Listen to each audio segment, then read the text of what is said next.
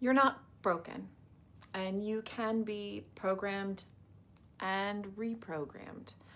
So let's talk about your subconscious mind. It's not just like a mysterious layer of your psyche. It's really running the show more than you may realize, especially when it comes to how you feel about things like your body, intimacy, pleasure. Your subconscious gets wired through emotional moments, especially in childhood. Let's say when you're a kid, your dad takes you to the beach. You skipped school, you got ice cream, and it was just this wonderful day.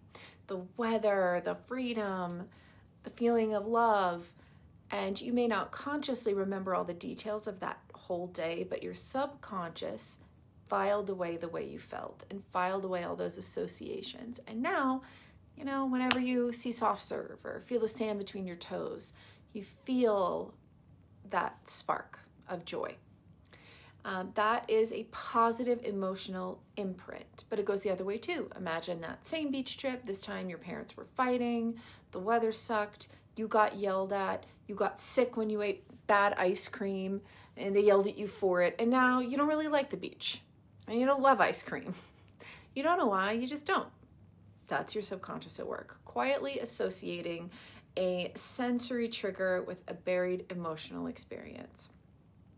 And from your adult brain, that memory may seem small, but not a big deal, but your child brain didn't have that kind of logic. It only had that emotion. And emotion is how the subconscious encodes your memory. So this is why so many people feel stuck. Your conscious mind says, for example, I know sex is natural. I know my body is okay. I know I'm allowed to enjoy intimacy and that this is healthy and natural. But your subconscious may say, nope, this is dangerous, this is bad, this is shameful.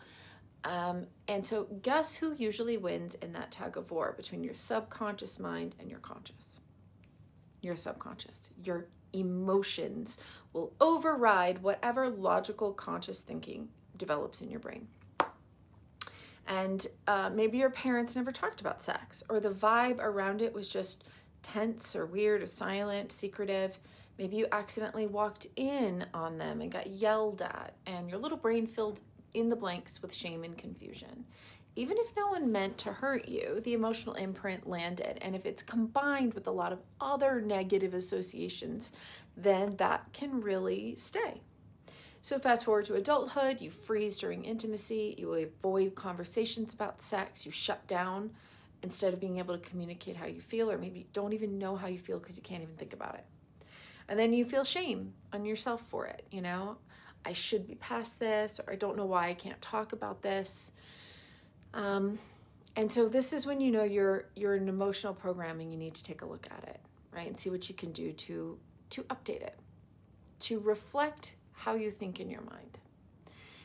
And the good news is that you can do this, and it doesn't require perfection. It starts with first awareness, right? And then repetition. So when your brain says, I'm disgusting, you can be aware of that thought and gently reframe it. That's how I used to think. I'm respecting my body now. I'm learning. I'm getting better. I'm recognizing this is healthy, that sort of thing. When your shame flares up, gently remind yourself this is an old feeling. It is not mine anymore. This isn't actually how I feel anymore. And it may feel fake at first to do this, but that's okay. Your subconscious doesn't really care if it's fake or not. It cares if it's repeated, because that is how you reprogram yourself, with that kind of repetition.